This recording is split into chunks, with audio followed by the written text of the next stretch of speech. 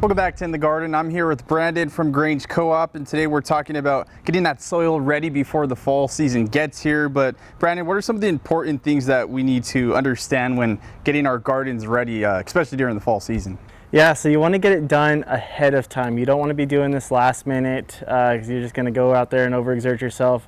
As we come down to kind of the last few warm days, get that soil wet down, water it in good. And then add in some good compost, like the Purely Compost by G&B here. You can add in some steer manure and other things as well, but this one right here I like. It kind of covers everything for us. This is going to be good for all of your veggies, all of your winter annuals, anything else that you're wanting to throw into your garden beds this time of year. So this is going to be a great product just to throw in there, turn it in, water it in, give it a couple days or so, and then go in and plant in your annuals or your veggies afterwards. Well, let's go ahead and do it though. Okay, yeah, let's. All right, so I like to get down and dirty, so I just like to go ahead and grab that bag, get up in my garden beds, and just dump that out right on top. Just like that. And what I'm gonna do is I'm just gonna take a nice rake or a shovel if you got one, get it kind of evened out, and then just work it into the soil.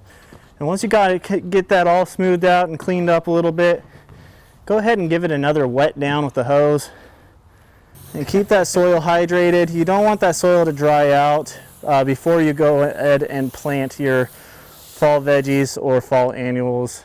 When soil gets really dry, it becomes hydrophobic, and so making sure that it stays moist is going to be important. The rule of thumb is if you dig down to where you're planting your veggies, I know we just watered this, so it's going to be a little wet. If you're digging down to where you're going to plant your veggies or your annuals, and you squeeze that and it comes around and it holds form, you're about perfect, honestly. If you squeeze that real hard and you get water coming out the bottom, you got too much moisture in there. So you want to let it dry out a little bit. But if you squeeze it and you open it up and it just crumbles away, your soil's too dry. So that's where we want it. We want it right there where you're gonna squeeze that soil, open up your hand, and it's gonna hold form.